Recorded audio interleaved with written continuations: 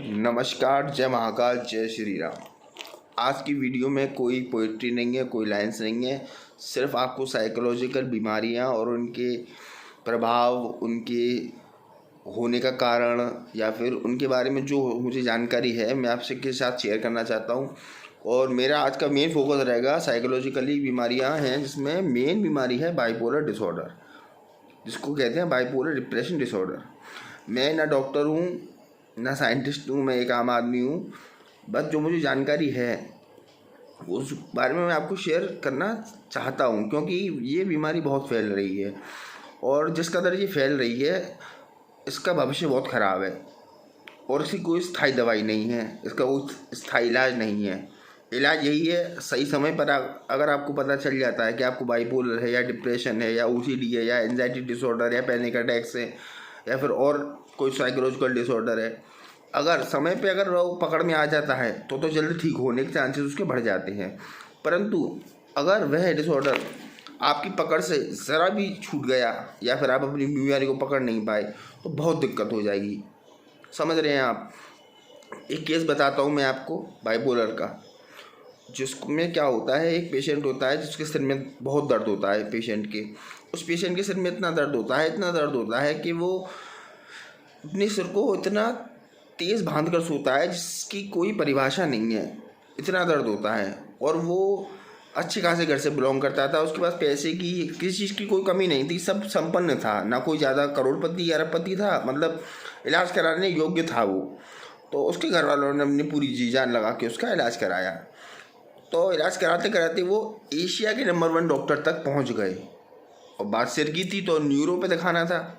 अब psychological matter दिमाग में आता नहीं है किसी के। साइकेट्रिस्ट पे जाना आदमी ये समझता है कि हम पागल मेंटल डॉक्टर के पास जा रहे हैं, उसको सब मेंटलिस्ट समझ लेते हैं कि यार ये तो मेंटल वाली डॉक्टर है, हमको क्या सही करेंगे, हमारे तो सिर में दर्द है बस, हमें तो घबराहट है बस, हमें तो उल्टियाँ आ रही हैं बस, हम इसके पास जाएंगे, ये पागल की दवाई हमें दे देगा, नींद की दवाई हमें दे देगा। अरे भाई, जिस चीज़ का इलाज जहर है तो जहर तो पीना ही पड़ेगा, हंस के पी लो चाहे रो के पी लो, ठीक है। तो वो बंदा 1 साल बिल्कुल दुनिया भर के डॉक्टरों को दिखाता है, एशिया लेवल के डॉक्टरों को दिखा चुका है, एशिया लेवल के डॉक्टरों को दिखा चुका था।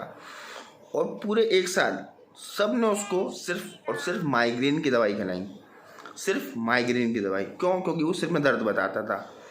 और सिम्टम्स उसके ऐसे थे कि अंधेरे में रहता था, कुछ नहीं खाता था, किसी से बात नहीं करता था, पूरी दुनिया से कट ऑफ था, यहाँ तक कि अपनी मम्मी के अलावा, अपने पापा के अलावा 2 बोल किसी से नहीं बोलता था और किसी चीज़ से उसको कोई मतलब नहीं था। वो बस बेचारा अपने फ़ोन पर गूगल पर इलाज सर्च करता रहता था, पर उसका फोकस भी माइग्रेन पर ही था, क्योंकि एशिया के नंबर 1 डॉक्टर, जिनका मैं नाम नहीं लूँगा, उस स्टूपिड आदमी ने उसको माइग्रेन घोषित कर दिया था। तो उसको 1 साल माइग्रेन की दवाई खानी पड़ी। और दुनिया भर के जितने टेस्ट होते हैं, एक टेस्ट होता है, मैं आपको बताना चाहता हूँ, रेडिएशन टेस्ट होता है, उसका टेस्ट का नाम ठीक से नहीं पता, मैं आपको वैसे ही बताना चाहता हूँ क्योंकि उसकी मशीन ही इंडिया में 1 या 2 या 3 या 4 है मुश्किल से। उस टेस्ट में क्या होता है, आपके ब्लड में रेडिएशन डाला जाता है, पूरे 3 से 4 घंटे तक आपके ब्लड में रेडिएशन के इंजेक्शन डाले जाएंगे। उसके बाद आपको एक ब्रेंच पर लिटा दिया जाएगा जिसमें ऑटोमेटिक कंप्यूटर टेबल्स होंगी, वो आपके सर जहाँ का आप कराना चाहते हैं वहाँ पे मूव करती हैं। वो 1 से 1.5 घंटे का प्रोसेस है जिसमें आप हिल नहीं सकते, बिल्कुल भी नहीं हिल सकते।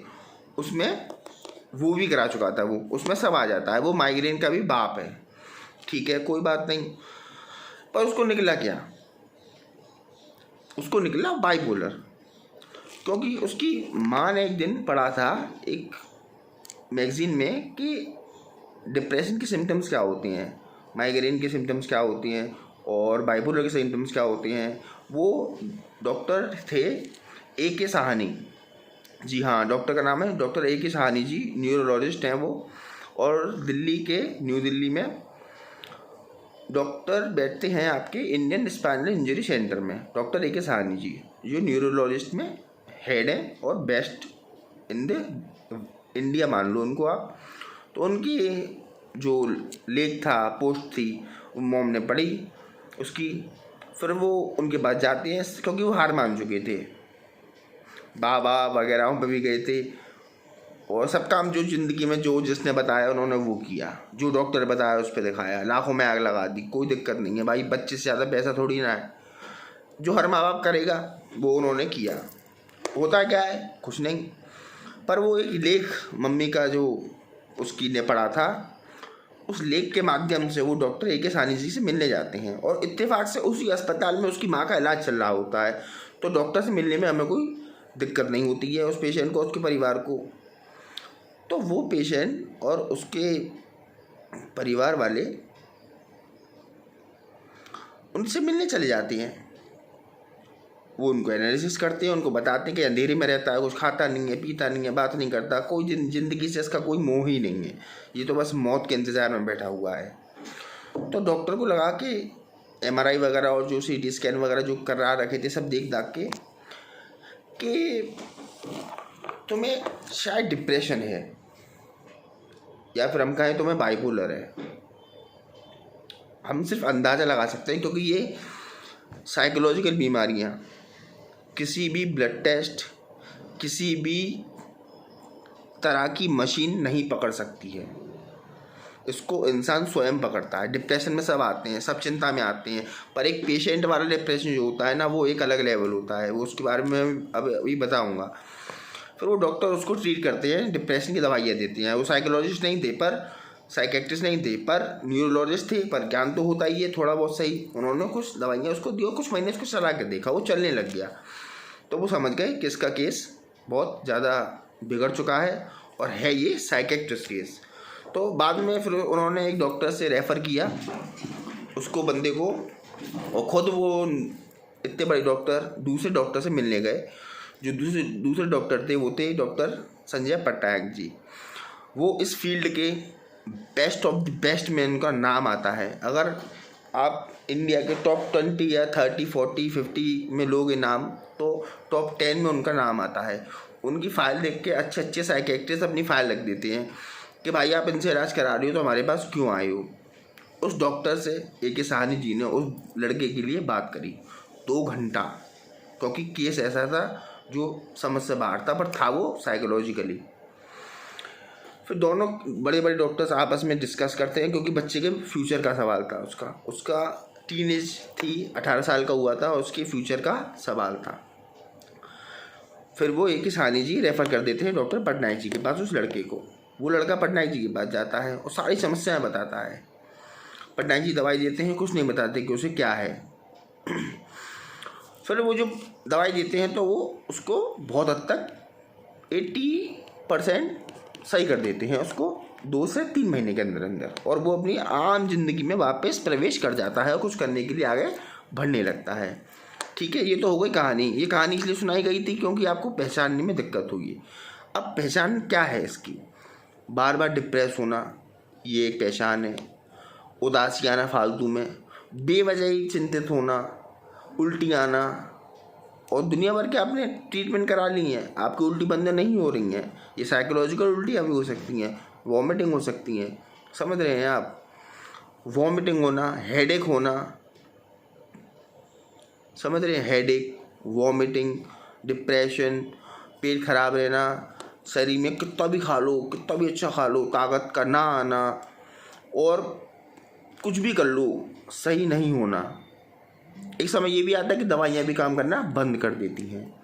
तो ये बहुत बुरी बीमारी है। सब कहते हैं कि योगा कर लो, एक्सरसाइज कर लो, ये कर लो, वो कर लो, पर एक पेशेंट से पूछेंगे आप तो पेशेंट यही कहेगा कि मैं सही हो जाऊंगा तो दुनिया हिला दूंगा।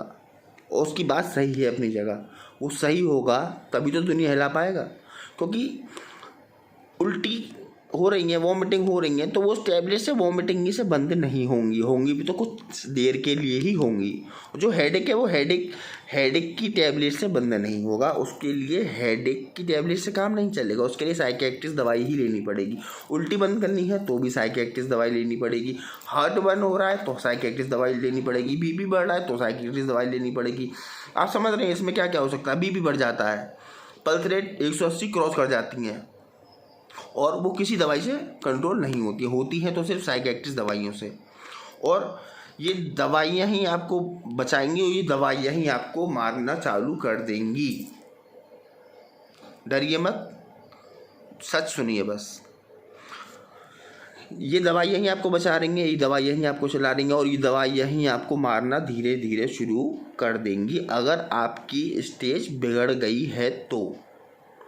टाइम पे पकड़ लिया, साल 2 साल दवाई खा के आप फ्री हो जाओगे। अगर टाइम निकल गया, आपकी बीमारी आपकी पकड़ में नहीं आई, साइकोलॉजिकल बीमारियाँ जो भी हैं, तो समझिए कि एक तरह से कि ज़िंदगी भर का ठप्पा लग गया आपकी छाती पर। और इस पर अभी भी रिसर्च चल रही है, वर्ल्ड के बेस्ट साइंटिस्टों की रिसर्च चल रही है बाइपोलर पर, डिप्रेशन पर, साइकोलॉजिकल डिसऑर्डर जितने भी हैं उन सब पर रिसर्च चल रही है और कुछ भी हाथ में नहीं आ रहा है आज भी। समझ रहे हैं आप? तो आप अपनी मॉनिटरिंग करिए कि क्या बदलाव आया है। आपको कभी कभी मेनिया फेस करना पड़ता है कि जैसे आपको किसी ने कहा ओए तब आपने थप्पड़ मार दिया, तो बाइपोलर में मेनिया स्टेज होती है जिसमें आदमी एकदम हाइपर हो जाता है और कुछ भी कर सकता है, वो मर्डर तक कर सकता है। डिप्रेशन वो तो कॉमन सी चीज़ हो गई है, बच्चा बता देगा डिप्रेशन क्या होता है, पर डिप्रेशन क्या होता है एक डिप्रेस्ड मरीज ही बता सकता है डिप्रेशन क्या होता है। वो जो उदासी होती है ना, वो वाली उदासी नहीं होती कि मेरे शिवना बाबू छोड़ गया, मेरे पापा ने मुझे डांट दिया, वो वाली उदासी नहीं होती है। वो एक एक्सट्रीम लेवल की उदासी होती है, वो ज़िंदगी की भीख मांगने की उदासी होती है। समझ रहे हो आप? और उन दवाइयों से फिर जो साइड इफ़ेक्ट होना चालू होते हैं वो दूसरी मौत की घंटी है। वो आपके लिवर डैमेज चालू कर देंगे अगर आप लंबे समय से दवाई खा रहे हो और हैवी दवाइयों पे जिंदा हो तो। अभी इंजेक्शनों पे हम नहीं पहुँचे, हम अभी दवाइयों से कंट्रोल कर रहे हैं मरीज को, उस हिसाब से बात करते हैं। आपका लिवर डैमेज चालू हो सकता है, आपका किडनी डैमेज चालू हो सकता है, आपके हार्ट में दिक्कत हो सकती है, ब्लॉकेज हो सकती है, कोलेस्ट्रॉल लेवल बढ़ जाएगा, डायबिटीज़ होने के चांसेस हो जाएंगे, थायराइड तो आपको होगी ही होगी। समझ रहे हैं आप? ये एक पेशेंट की केस स्टडी है, ना मैं डॉक्टर हूँ, ना मैं साइकोलॉजिस्ट हूँ, ना साइकेट्रिस्ट हूँ, समझ रहे हैं आप, ना न्यूरोलॉजिस्ट हूँ। एक केस स्टडी है, वो आपको बता रहा हूँ ताकि आप लोग जान पाएँ कि साइकोलॉजिकल बीमारियाँ होती कैसी हैं। अभी कभी कोई ऐसी दिक्कत हो तो साइकोलॉजिस्ट पर या साइकेट्रिस्ट पर जाने में बिल्कुल भी ना कतराएं। कोई दिक्कत नहीं है भाई, सुलाएगा ना, सो जाना 2 घंटे एक्स्ट्रा, 1-2 दिन काम मत करना भाई, कोई दिक्कत नहीं है, मिलने में कोई बुराई नहीं है। आराम नहीं पड़ रहा है, दिमाग में कोई भी दिक्कत है, तनाव है तो मिलिए साइकेट्रिस्ट से। अगर वो आपको 1 या 2 टैबलेट में रेस्ट कर देता है बिल्कुल फुल, तो समझिए आप सही होने वाले हैं। अगर आप तब भी सही नहीं होते हैं पर आराम पड़ रहा है, दवाई छोड़ नहीं सकते हैं, तो फिर दवाई आपको थोड़ा लंबे समय तक खा नहीं सकती हो। और अगर आप लेट हो गए हैं, गलत दवाई खा ली है, जैसे उस बच्चे ने खा ली थी, उसने 1 साल माइग्रेन की गलत दवाइयाँ खा ली थी जो उसको चाहिए ही नहीं थी। माइग्रेन तो उसे था ही नहीं, उसके तो सिर्फ डिप्रेशन था किसी बात का, उसके अंदर जिसकी टेंशन से उसके दिमाग की नसें सूख गई थी इस राइट एरिया की। उसके दिमाग में इसलिए दर्द राइट एरिया में ही होता था, तो इसलिए माइग्रेन का दर्द भी हाफ एरिया में होता है और वैसा दर्द भी उसके हाफ एरिया में होता था, इसलिए डॉक्टर डायग्नोस करते थे माइग्रेन। समझ रहे हो? तो इसमें माइग्रेन भी हो जाता है। आप कह रहे होंगे क्या बक रहा है, पर ये सत्य है। उल्टी होना, चक्कर आना, कमजोरी आना, कितना भी खाना पीना हो जाए, कितना भी अच्छा फ्रूट डाल रहे हो, सैलेड डाल रहे हो, जूस पी रहे हो, शरीर में ताकत ही नहीं आएगी भाई, क्योंकि आपको बीमारी ही ऐसी है। आपका शरीर आपको पनपने नहीं देगा, आपका दिमाग आपको यही दिखाता रहेगा कि आप कमज़ोर हैं, आप कुछ नहीं कर सकते हैं, आप वीक हैं। और दवाएं आपको सुस्त रखेंगी।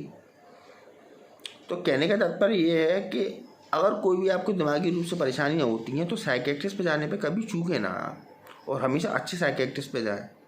ध्यान रखें, साइकेट्रिस्ट की दवाइयाँ ज़्यादा महंगी नहीं आती, सस्ती आती हैं, बस फीस उसकी महंगी होती है। तो फीस तो अच्छे डॉक्टर की महंगी होती ही है, तो उसको आप दिखाने में संकोच कभी ना करें। एक न्यूरोलॉजिस्ट प्रॉब्लम होती है ना, वो अपने साफ वो रिपोर्टों में आ जाती है, MRI में आ जाती है, रेडिएशन स्कैन में आ जाती है। पर है ना, जो साइकोलॉजिकल बीमारियाँ हैं ना, वो एक साइकेट्रिस्ट ही पकड़ सकता है, या फिर आपकी काउंसलिंग होगी। काउंसलिंग में आपके बारे में पूछा जाएगा, आपको दिमाग से कहा जाएगा कि आपके दिमाग में जो भी है वो निकाल दो, वो निकाल दो, वो निकाल दो। पर ऐसे कहने से निकल जाता तो फिर बात ही क्या थी। डिप्रेशन क्यों होता है आदमी को? पर कुछ डिप्रेशन ऐसे होते हैं जो दिमाग में ऐसी जगह घर बना लेते हैं, ऐसी जगह घर बना लेते हैं, और समझ लो वो स्ट्रॉन्ग रूम है गोदरेज का, उसके अंदर बैठ गए हैं। और गोदरेज का स्ट्रॉन्ग रूम आपको पता है टूटता नहीं है, वो 7 से 8 घंटे लेता है गोदरेज का एक बक्सा टूटने के लिए। तो ये तो दिमाग है, ये कितना टाइम लेगा डिप्रेशन को निकालने के लिए, ये तो समय बताएगा। बस यही है कि ओसीडी पर ध्यान देते हैं। ओसीडी में क्या होता है? सफाई। ओफो, सफाई, बिल्कुल सफाई चाहिए भाई। फ़ोन गंदा नहीं हो जाए, चश्मा गंदा नहीं हो जाए, बालों में गंदगी नहीं मिल जाए, कपड़े एकदम चिचिन चाहिए भाई। और अपने जो ऑफिस है एकदम सेट होना चाहिए, बाथरूम एकदम नीट एंड क्लीन चाहिए, बेड पे एकदम मतलब जो बेडशीट है उसमें सिलवट नहीं होनी चाहिए। और उसको ऐसा होता है ओसीडी वाले को चाहिए एकदम प्रॉपर नीट एंड क्लीन व्यवस्था। पैनिक डिसऑर्डर में आप एक्टिवा चला रहे हैं, अपने बच्चों को ले जा रहे हैं, और चलाते चलाते आपको डर लगने लग जाएगा। पैनिक डिसऑर्डर में, पैनिक अटैक्स कहते हैं जिसको, आपको चलाते चलाते डर लगने लग जाएगा। अरे यार मैं गिर नहीं जाऊँ, अरे यार मैं एक्सीलेटर कैसे दूँ, मैं तेज़ भगाऊँ नहीं भगाऊँ, मैं धीरे चलाऊँ, बच्चा नहीं गिर जाए मेरे साथ ये नहीं हो जाए, मेरे साथ वो नहीं हो जाए। वह एक होता है एंजाइटी डिसऑर्डर, जो कभी भी आप बैठे हो, आप अपने दोस्तों से बात कर रहे हो, आप हंस रहे हो, और एंजाइटी अटैक इतने में आपको घेर लेता है, और आपकी दिल की धड़कन पता नहीं कहाँ जाके रुकेंगी। होती सब साइकोलॉजिकल है, आप मरेंगे नहीं, समझ रहे हो? बस आप मरोगे नहीं, बाकी सब काम हो जाएंगे आपके। और डिप्रेशन और मीनिया ये तो है ही अपने आप में बाप। प्रसंग में घबराहट और डर जुड़ जाए तो समझ रहे हो, आप यूँ कहोगे बस कि यार उससे अच्छा तो मर जाए हम, पर मौत सॉल्यूशन होता तो फिर बात ही क्या थी। अब कितने ही फिल्म स्टार हैं डिप्रेशन में मर गए, कितने बच्चे लड़कियां डिप्रेशन में मर गई। खाली उनको डिप्रेशन नहीं था, उनको और भी बीमारियां होंगी, क्योंकि डिप्रेशन तो हो ही गया, उसके साथ और भी तो दिक्कत हो गई ना। पैनिक अटैक्स आते होंगे उनको, एंजाइटी अटैक्स आते होंगे उनको, समझ रहे हो ना। बहुत साइकोलॉजिकल डिसऑर्डर, मतलब साइकोलॉजिकली आप नहीं तो आपके बगल वाला, 10 में से 3 लोग साइकोलॉजिकल बीमार होने लगे हैं आज की तारीख में। मेरा बस यही उद्देश्य है 20 मिनट की वीडियो बनाने का, आपको बस यही समझाने का उद्देश्य है कि दिमाग में हलचल कैसी भी हो, डर भय कैसा भी लग रहा हो, अगर आपके न्यूरोलॉजिस्ट, फिजिशियन, पेट में दिक्कत, उल्टी वगैरह, इन सब से कोई निजात नहीं मिल रही है, और आपको लगता है कि कहीं थोड़ा साइकोलॉजिकल प्रॉब्लम, डिप्रेशन में है, कहीं हमें परेशान हो रहे हैं, हम 6-7 महीने से दुखी रह रहे हैं, कितना भी घर में अच्छा माहौल हो, चाहे दिवाली हो, चाहे ईद हो, कुछ भी हो, हमें मतलब खुशी नहीं मिल रही है, साइकियाट्रिस्ट से एक बार ज़रूर मिलिए। पागल का डॉक्टर है वो, इसका मतलब ये नहीं कि पागल ही इलाज कराने जा सकते हैं। एक सही इंसान पागल ना हो जाए इस बात के लिए भी वो डॉक्टर होता है। सिर्फ पागलों का डॉक्टर नहीं होता साइकियाट्रिस्ट, पागल ना हो जाए इंसान उस बात का भी डॉक्टर होता है एक साइकियाट्रिस्ट। और कई तरह की बीमारियां होती हैं साइकोलॉजी में। बस आपको यही समझाना चाहता था कि जो बाइपोलर होता है उस सबसे खतरनाक और रेयर होता है, और जो उस पर रिसर्च करते हैं ना, पता है आपको, एक बार रिसर्च कर रही थी टीम, जब टीम ने रिसर्च डाटा को पढ़ा ना, उस रिसर्च डाटा को पढ़ते वक्त टीम आंखों से रोने लग गई। वो टीम आंखों से रोने लग गई क्योंकि उन्होंने जब सारे सिम्टम्स, केस स्टडी पढ़े ना, तो उनकी आंखों में आंसू आ जाते थे। वो कहते थे कि ये पेशेंट सर्वाइव कैसे करते होंगे, ये बेचारे कैसे जी रहे हैं, इनकी ज़िंदगी कैसी है, ना कहीं घूम सकते, ना फिर सकते, कहीं दवाई ना मिली तो टेंशन, हमारी दवाइयाँ ख़त्म ना हो जाए इनकी तो टेंशन, दवाई एक टाइम नहीं खाई तो टेंशन, दवाई छोड़ दी तो टेंशन, बढ़ा दी तो टेंशन, और बीमारी अलग से है ही। और आपको साइकियाट्रिस्ट की दवाई बिना पर्चे के मिलेंगी नहीं, हर जगह कहीं मिलेंगी नहीं, और लेनी वही है जो डॉक्टर ने लिखी है, अपने मन से कुछ कर नहीं सकते आप। तो बस यही है कि साइकोलॉजिकल बीमारियों से डरे नहीं, कुछ भी दिक्कत हो तुरंत साइकियाट्रिस्ट पे जाएं, बढ़िया साइकियाट्रिस्ट पे जाएं, चाहे आपके शहर में कितना भी अच्छा साइकियाट्रिस्ट हो, बहुत सोच समझ के जाएं, क्योंकि ये दवाइयाँ जो देते हैं लोकल वाले, बहुत बुरी दवाइयाँ देते हैं। देखो, मरना है ना तो शान की मौत मरो, कुत्ते की मौत कुत्ते को ही मरने दो, अपना 100% दो बस। विल पावर तो ख़त्म हो जाती है इन पेशेंटों की, विल पावर की बात ही मत कीजिए। आदमी कहता है एक्सरसाइज कर, योगा कर, करने वाले होते हैं कर लेते हैं भाई, जिनका सही होना होता है उनको हो जाता है, जिनका नहीं होना होता तो वो ऊपर वाले के हाथ में होता है। पर यही है बस, अवेयर रहिए, सचेत रहिए कि आप कहीं डिप्रेशन में तो नहीं जा रहे हैं, बाइपोलर मेनिया फेस तो नहीं कर रहे हैं कि आपको ज़्यादा गुस्सा आने लग गया हो। गुस्सा वो मतलब चल ही रहा है, 3 महीने हो गए यार, गुस्सा ख़त्म ही नहीं हो रहा है। बीवी में थप्पड़ मार दिया, चलते में थप्पड़ मार दिया, छोटे भाई में थप्पड़ मार दिया, बच्चे पीट रहे हैं, समझ रहे हैं ना आप। अगर कोई क्वेश्चन हो तो आप कमेंट कर सकते हैं, मैं और बता दूंगा। बस यही मेरा ज्ञान देना था कि साइकोलॉजिकली डिस्टर्बेंस को आप हल्के में कभी ना लें, उसका तुरंत इलाज कराएं। एक बार डॉक्टर को दिखाने में कोई बुराई नहीं होती है, क्योंकि ये केस बहुत बढ़ रहे हैं। 10 में से 3 बताए ना आपको डिप्रेशन के पेशेंट हैं। बस अब उस बंदे को एक डिप्रेशन था, पर उसकी दवाइयों से कितना उसको 5 डिसऑर्डर हो गए, OCD, anxiety, panic attacks, depression, mania, समझ रहे हो। उसके अंदर वो क्या डिप्रेशन की वजह थी वो वही जानता होगा, उसका दिल जानता होगा वो डिप्रेशन उसके अंदर कहाँ से आया। पर जो उसकी ज़िंदगी बर्बाद हुई ना, वो वही जानता है। आज भी वो चल रहा है, फिर रहा है, बस ज़िंदगी काट रहा है, क्योंकि बड़ा हो गया है वो। मैं आपको 13-14 साल पहले की कहानी बता रहा हूँ। अब तो वो बड़ा हो गया है, काफ़ी सही है, कोई दिक्कत नहीं है, दवाइयाँ ले रहा है, पर परेशान वो अब भी है, क्योंकि उसके डॉक्टर ने कह दी तुम्हें तो दवाई ज़िंदगी भर ही खानी पड़ेगी। वो लेट हो गया ना, उसमें बुद्धि नहीं थी, उसके घर वालों में बुद्धि नहीं थी। 13 साल पहले दिमाग इतना डेवलप्ड ही नहीं था लोगों का कि साइकियाट्रिस्ट पे जाना कब ज़रूरी है कब नहीं है। ठीक है, अधिक जानकारी के लिए आप कमेंट कर सकते हैं, मैं ज़रूर आंसर दूंगा। बहुत बहुत शुक्रिया, मेरा दिल से ये मन था आपको ये टॉपिक समझाने का। आपका बहुत बहुत धन्यवाद। जय महाकाल।